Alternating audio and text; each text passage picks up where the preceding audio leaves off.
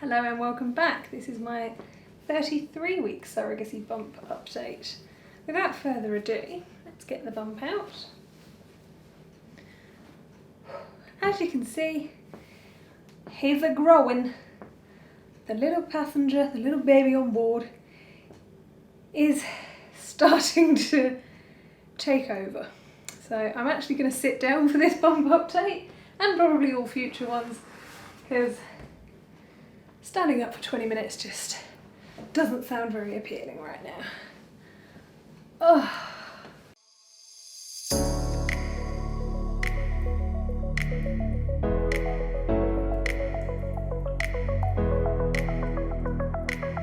The big news this week is that baby's parents are back in the UK.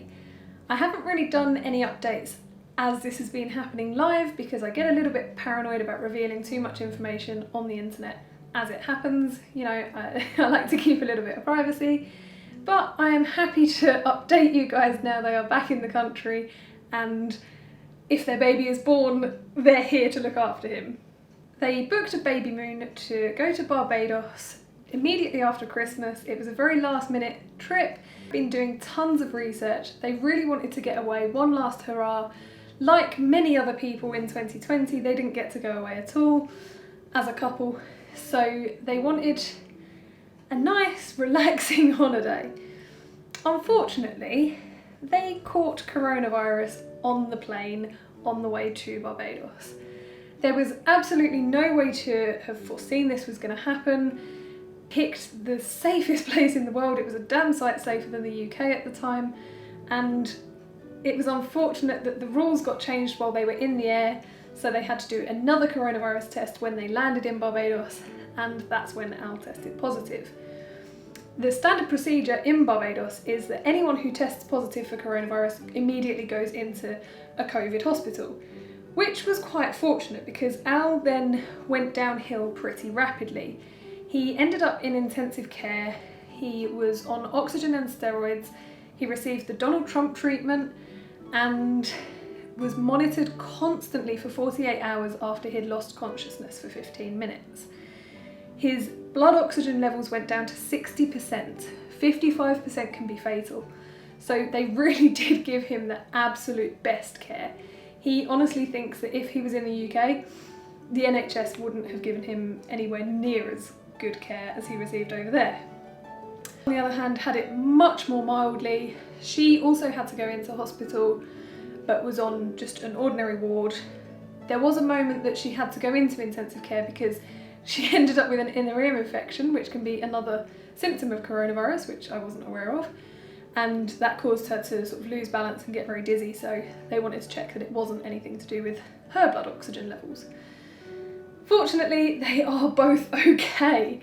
It obviously ruined their holiday. They had 2 weeks of utter misery. I think it was something like the 16th of January and they'd spent 2 days of the year together or something.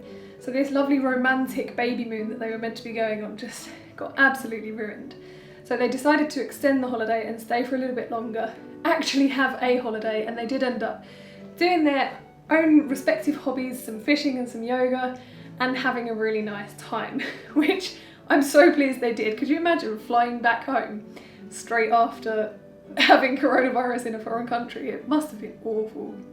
On the day that they were flying back, which was last Saturday, I suddenly had this urge to go to a supermarket.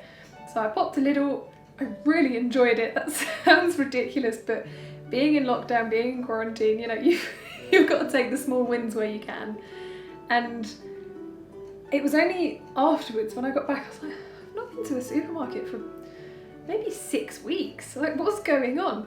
And I realised that subconsciously I'd made the decision to go into like a super quarantine myself because of the risks associated with pregnant women contracting COVID.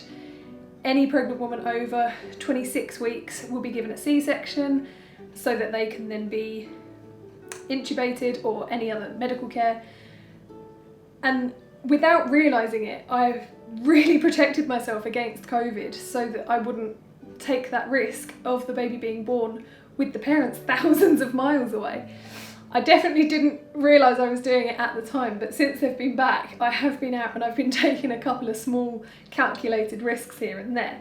Also, the baby being much bigger and chances of survival being extremely high at this point if he was born by emergency cesarean. So I haven't been in quite as strict of a lockdown as I was for the end of December and the whole of January. All in all, it was a pretty worrying time. I'm so pleased that they're back and everyone's healthy, and every cloud really does have a silver lining, because now they've both had coronavirus. There's no reason for them not to be at the birth. They've got the antibodies. It's so close to the birth as well that it's unlikely they'll lose the antibodies in that time. So the hospital will be much more flexible about letting them in. Since they've been back as well, the amazingly organised person she is has really got the sort of the metaphorical birthing ball rolling in terms of the hospital and the birth and getting all the midwives on the same page. So for next week we've got organised with my community midwife. We will be doing the birth plan, and then the following day we'll be having a Zoom or Teams or whatever meeting with my community midwife, the head midwife at the hospital, community midwife, myself. I mean, baby will be there too. And I want my mum involved because she's done surrogacy 6 times. So she will be the expert in the room, so to speak. Hopefully she'll be able to point out if we've missed anything, because there's the obvious vital things like having 2 separate rooms, one for me and one for the family, one for the baby and the parents. So there are just some logistical things that we all need to discuss. It's certainly not normal for a baby in the UK to be having 3 midwives looking after them. But it feels really, really good to be getting there, and I might be counting down the days until the birth, until the due date now. I had to buy some Pregnacare tablets and it says like 56 days supply, so I was like, I don't have 56 days left of being pregnant. It's now 45 days left. I really must stop counting down, but it's so exciting. I think I'm actually looking forward to the birth. With the physical side of things, it's the first time I've kind of felt properly negative about pregnancy. Last night I was feeling so uncomfortable. I keep waking up at least 2 or 3 times every night to pee. I wake up every time I need to turn over, so they recommend that you don't sleep on your back, so I've been sleeping on my side, and every couple of hours obviously you want to roll over to the other side.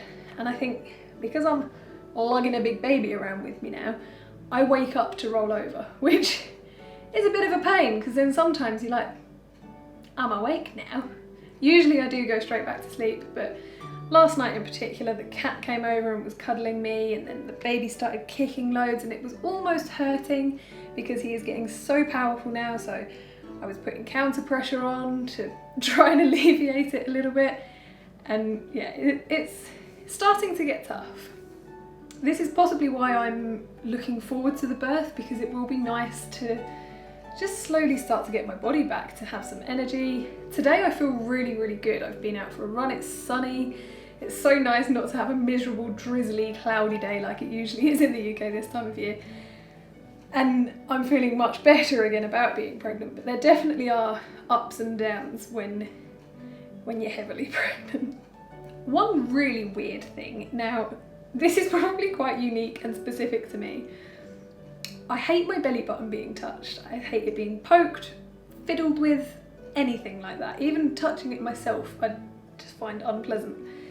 It's a strange mixture of kind of makes me need a wee and just doesn't feel nice. It's like an opposite clitoris, like it's an unpleasurable part of my body. I really, really hate it, always have. And the baby sometimes presses on it from the inside.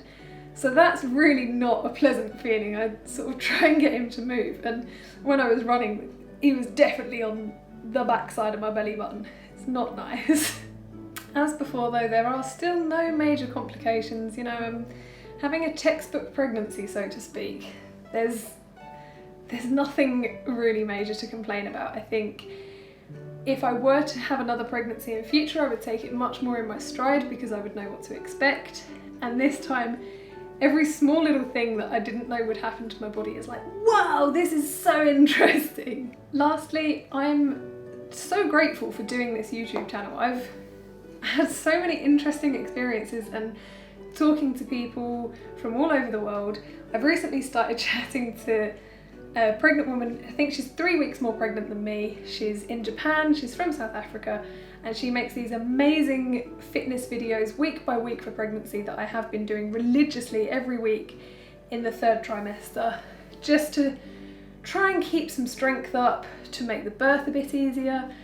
And she sent me a message saying, would I like to do a video call? And I was like, yeah, why not? That's really cool. So it was 10:30 in the morning here, 7:30 in the evening in Japan, and we just had a really lovely chat and a really nice catch up. Being pregnant in lockdown has been a little bit lonely, and I think doing these updates and chatting to complete random people has definitely kept me sane. So thank you guys. One weird thing that has come out of this though that I really wasn't expecting is the term vore. Now, I had to Google it. I didn't know what that meant. Urban Dictionary came up and informed me that it's a kind of fetish where people want to be eaten alive.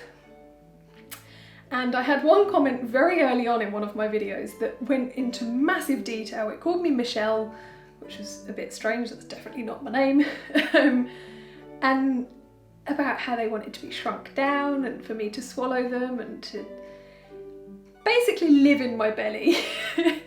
And on the YouTube analytics stuff, it's coming up as one of the common search terms. So there are some people out there that want me to eat them. I mean, each to their own, but it's definitely not what I expected by making surrogacy updates. But if you are enjoying my content in whatever way, shape or form, please like this video, and I will see you next week for the 34-week update, if not before. Bye for now. Ouch.